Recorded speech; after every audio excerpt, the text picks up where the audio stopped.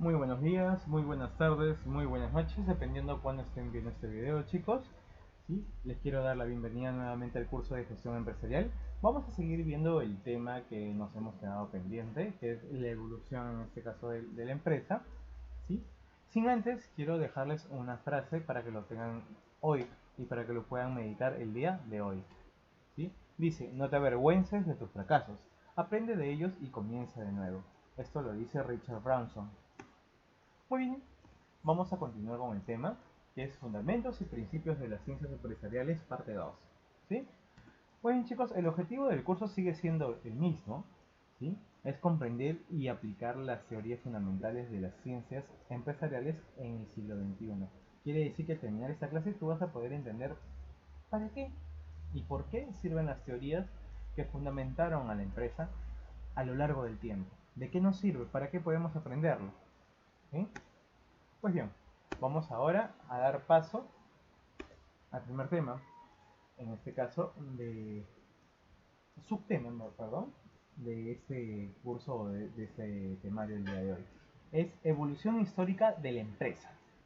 ¿Sí? Pues bien, aquí vamos a ver a lo largo de la línea temporal cómo surgió la empresa, por qué y en este caso de qué nos sirve que haya surgido la empresa a esta sociedad. Pues bien, en primera instancia vamos a ver a la época primitiva. Voy a hacer un paréntesis en este dictado, ¿sí? Y les quiero recordar de que este video también se tiene que copiar en el cuaderno, chicos. Por favor, hay que copiarlo en el cuaderno, hay que tratar de ser ordenados con este tema, ¿sí? Y al final de este video van a ver 5 preguntas las cuales ustedes tienen que desarrollar en el cuaderno. Pregunta por pregunta. Ya posteriormente se les va a indicar cómo sustentar este desarrollo y a dónde lo vamos a tener que subir para poder recibir una nota por esto. ¿Sí? Pues bien, vamos a continuar. Época primitiva. En primer lugar, vamos a poner 2 puntos y vamos a escribir lo siguiente. En la administración, la autoridad máxima era el patriarca. ¿Sí? Las formas de organización en esta época se dividían en edad y sexo. ¿Quiere decir esto, chicos? Paso a explicarlo. En esa época, la administración de las personas como tal estaba a cargo de una sola persona, que era el patriarca. Él tomaba las decisiones. Él designaba a las familias, ¿sí?, por grupos y designaba quiénes y cómo y cuándo tenían que salir, por ejemplo, a cazar. ¿Sí? No era lo mismo y no era, digamos, algo lógico en esa época de que de repente un niño salga a cazar, a diferencia que un adulto. ¿Por qué? Porque el adulto definitivamente tiene más fuerza, tiene edad, tiene velocidad y puede realizar este tipo de trabajos. Pues bien, entonces quiere decir que en esta época todavía no se podía hablar de empresa como tal. No existía una organización llamada empresa.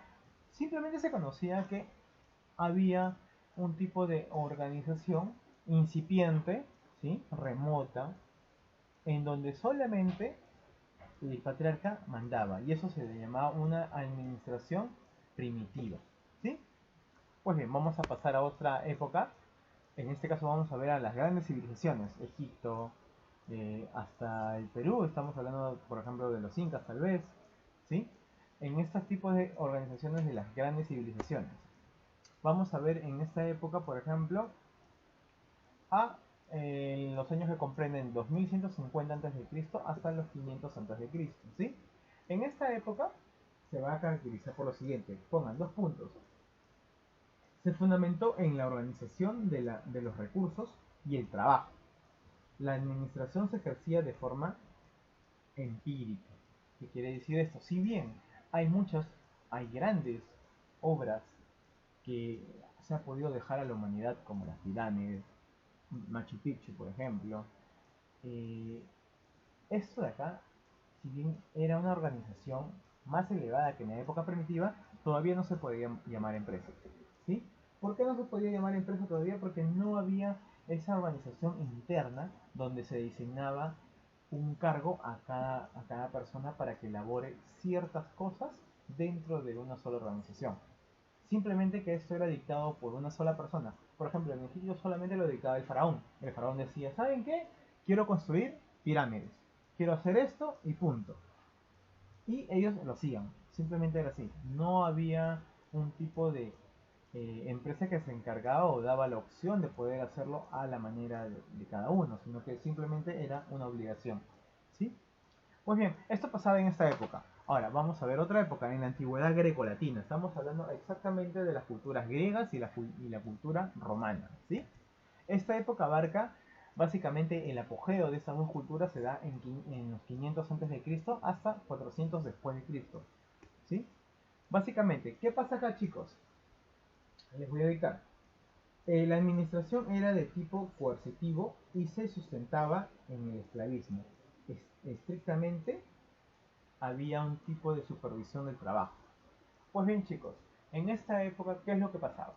Básicamente, tanto en Grecia como más en Roma que en Grecia, existía lo que era el esclavismo. Y básicamente la administración se hizo presente con más fuerza, ¿sí? Pero de una manera obligatoria, de una manera esclavista. ¿Por qué? ¿Qué pasaba? Ahí no te preguntaban si tú tenías que hacer el trabajo o no, no te preguntaban si te iban a pagar o no, simplemente tú lo hacías porque tenías que vivir. Esa era tu obligación. ¿Sí?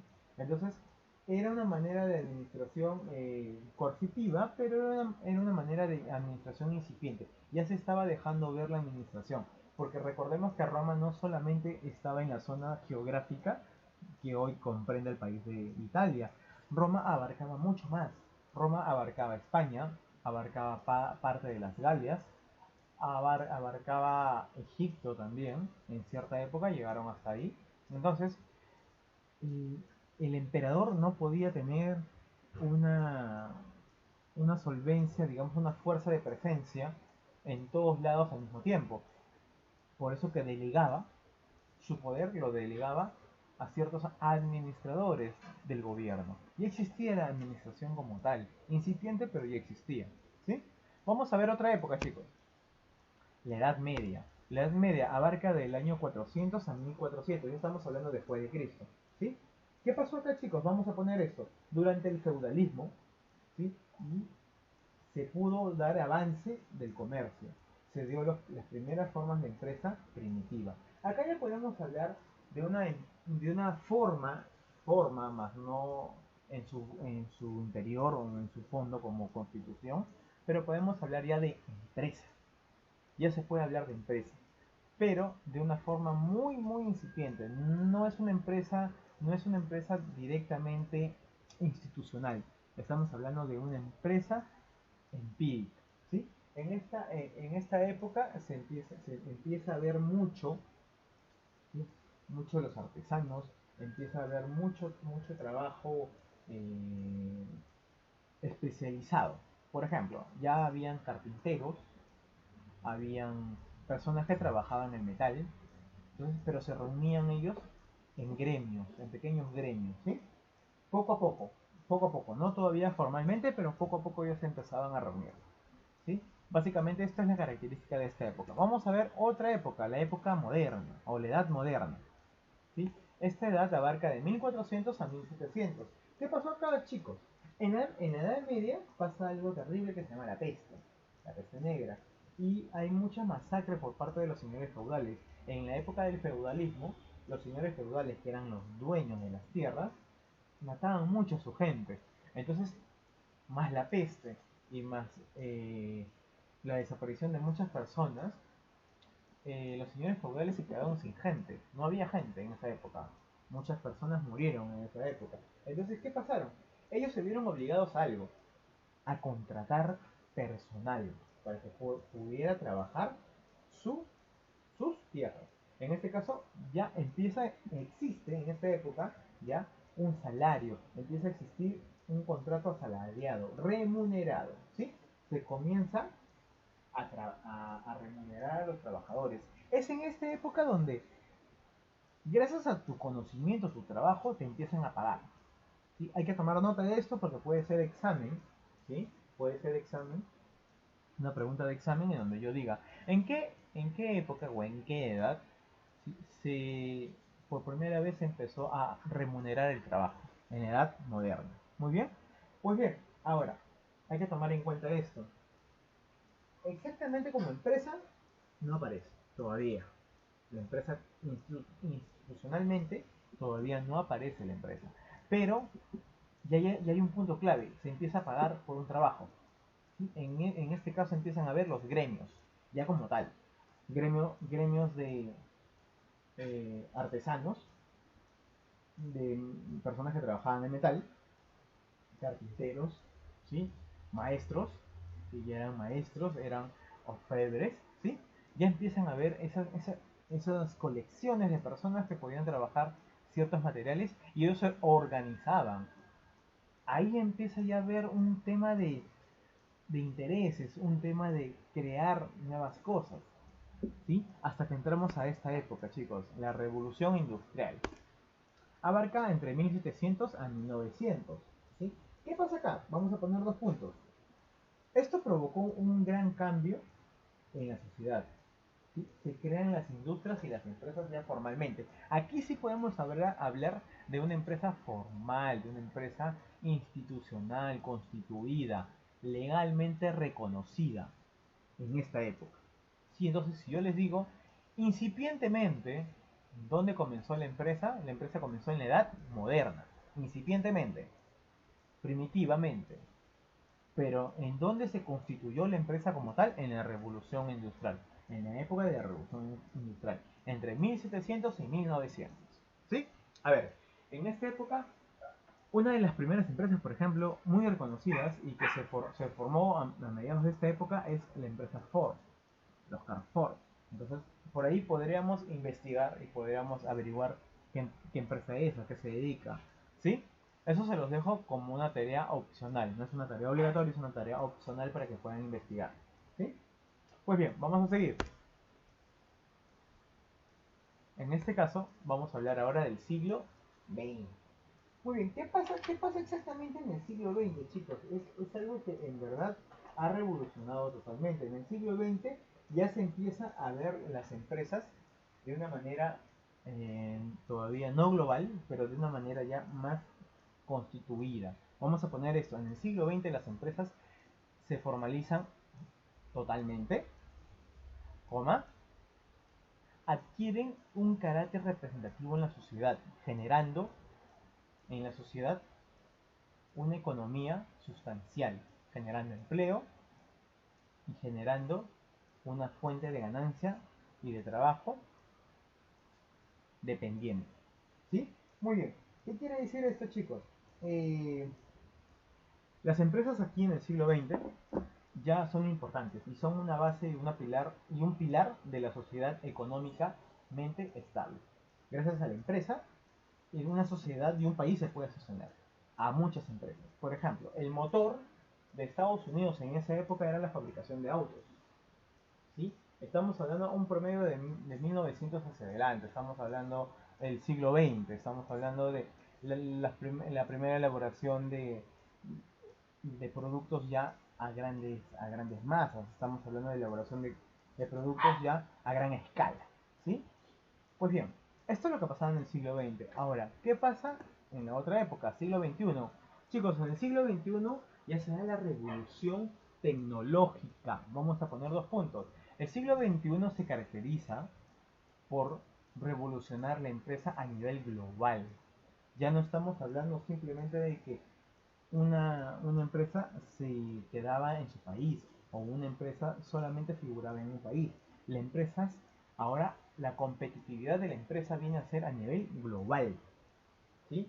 Por ejemplo, en este siglo tú puedes comprar productos desde China y traerlos a Perú fácilmente, solamente con un clic. Gracias al internet tú puedes adquirir todo tipo de productos.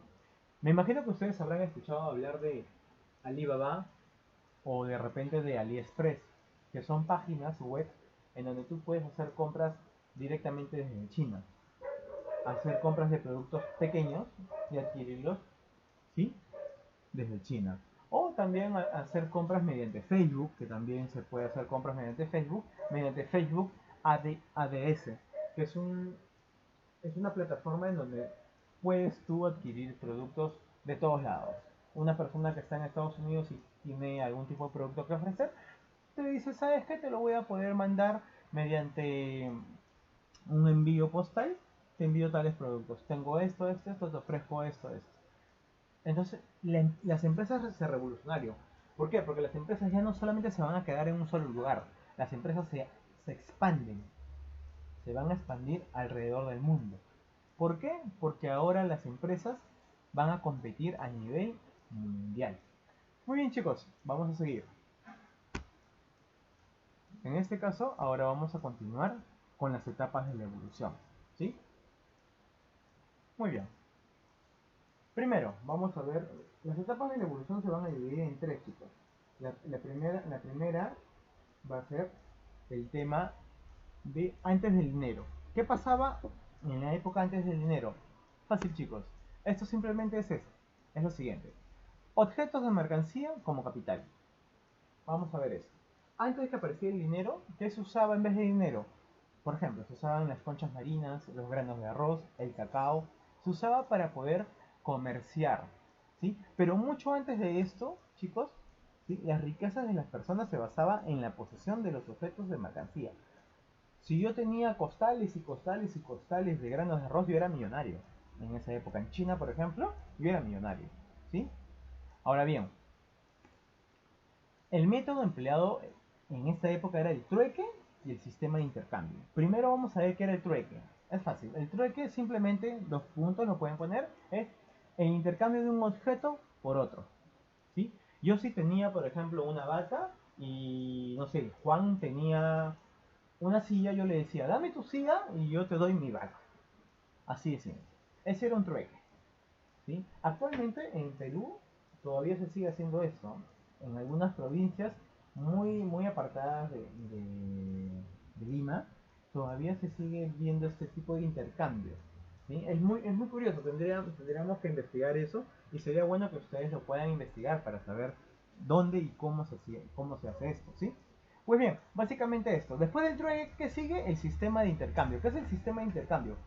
Como muchas veces el trueque no funciona, porque yo no siempre voy a querer darte, por ejemplo, una vaca por una silla, porque no me parece justo darte, pues, un animal grande por algo tan insignificante como una silla. Entonces se asignó valor a ciertos objetos que iban a ser usados para intercambiar en una zona. Por ejemplo, en parte de América se usaba el cacao, en los granos de cacao. Entonces yo decía, te doy 50 granos de cacao por tu silla. Ese era el valor, ¿me entiendes? Entonces, ahora, ¿qué pasaba? Muchas veces esto se transmitía de zonas y cambiaba por zonas. En Roma, por ejemplo, era distinto. A los soldados romanos se les pagaba con sal. De ahí viene la palabra salario, por ejemplo. Entonces la sal era un bien muy preciado en el Imperio Romano. Ellos podían utilizarlo como si fuera una moneda, pero todavía no aparecían las monedas. ¿Ah? ¿Sí? Pues bien, esto es lo que pasaba en esta época. Entonces tenemos dos métodos empleados, el trueque y el sistema de intercambio. ¿Sí? Pues bien, vamos a seguir. Ahora la aparición del dinero. Cuando ya aparece el dinero, ¿qué pasa, chicos? Bueno, es el uso de metales e intercambio por papel moneda. ¿Dónde aparece el dinero? Vamos a poner dos puntos. El dinero aparece en China, en el año 900. ¿Qué pasa? Muchas veces los metales preciosos influyeron mucho en esta época. Habían nacido, por ejemplo, las barras de oro, existían los metales como el diamante, qué sé yo. Entonces, pero no era muy cómodo, digamos, llevar un costal de barras de oro, trasladarlos de un lugar a otro. Es por eso que nace el papel moneda. El papel moneda va a suplantar y le va a dar un valor a esa barra de oro. Esa barra de oro, por ejemplo, cuesta, vamos a ver, 2000 billetes, ¿ya? De la denominación que sea en esa época, ¿ya? Pero valía 2000 billetes. Entonces te dan un papel donde ponían 2000 billetes. Eso representaba, y el que te daba el papel era el banco. Por eso que también nace el banco, chicos. Pero vamos a ver esto, la unidad de medida en base de dinero. Es lo que yo les hablaba. Asignaban un valor numérico a un papel y te decían, este papel vale 100 papel o 100 monedas, ¿sí? Así empiezan a hacer empíricamente. El uso del dinero como denominador y también el uso de dinero como fondo prestable. Quiere decir esto, yo iba a estos lugares y que me generaban el papel y yo les decía, te dejo mi barra de oro, pero ¿cuánto me das por esto? Ah, yo te doy tanto. Esto vale tanto. Sí, en esta época pasa eso. Es muy típico ver este tipo de funcionamiento en esta época, ¿sí? Pues bien, luego viene la financiera. ¿Qué pasa en la época financiera, chicos? Básicamente surge surgimiento de las instituciones financieras, surge el banco. El banco es el mayor aportante a la economía mundial. ¿Por qué? Porque gracias al banco se crea la administración del dinero. Ese dinero que circula actualmente por todo el mundo es administrado por los bancos, tanto por el Fondo Monetario Mundial como por el Banco Mundial también. ¿Sí? Entonces hay que ver esto, de que gracias a eso las empresas también van participando, porque se van formando y van adquiriendo carácter presencial dentro de una sociedad ya más monetizada, una sociedad más constituida a nivel financiero. ¿Sí? Ahora, también nacen las bolsas de valores. ¿Qué es la bolsa de valores, chicos? Básicamente, la bolsa de valores es el medio o el lugar por donde una empresa puede comprar y vender sus acciones. ¿Sí? Las acciones que ellos requieran.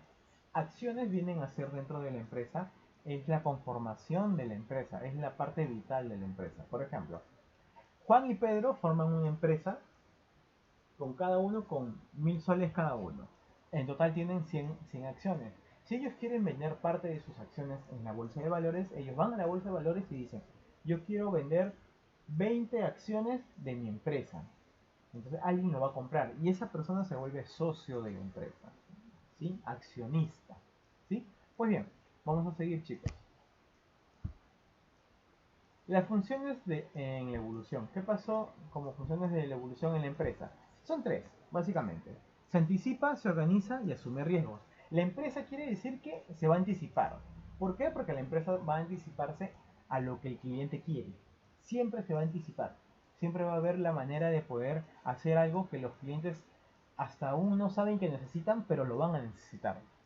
Es por ello que la empresa siempre va a estar organizada, se organiza y asume riesgo. ¿Por qué? Porque la empresa siempre va a asumir riesgo, como lo hemos tocado en en la teoría de riesgo que hemos hablado.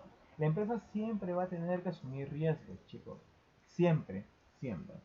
¿Por qué? Porque ellos van a producir cierta cantidad de cosas con el riesgo de que no lo vendan todo. Pero ahí en el riesgo está la ganancia. Y ustedes saben de que las empresas siempre quieren ganar. Su objetivo de vida de una empresa es ganar dinero. Pues bien, chicos, ahora les voy a dejar esta práctica que lo van a desarrollar en el cuaderno, ¿sí? Son 5 preguntas, están muy fáciles, ¿sí? Solamente les voy a dar ejemplo, por ejemplo, les voy a ayudar en la parte 5. Escriba 4 ejemplos de la teoría innovadora. Sabemos que la teoría innovadora, chicos, básicamente eran las 3 sí, ¿se acuerdan? Ejemplo, ya saben, el aplicativo TikTok. Es algo innovador, nadie supo cómo crearlo, a alguien se le ocurrió, innovó, lo hizo y ahora hay un tema de imitación. Hay varios aplicativos que ya imitan a TikTok.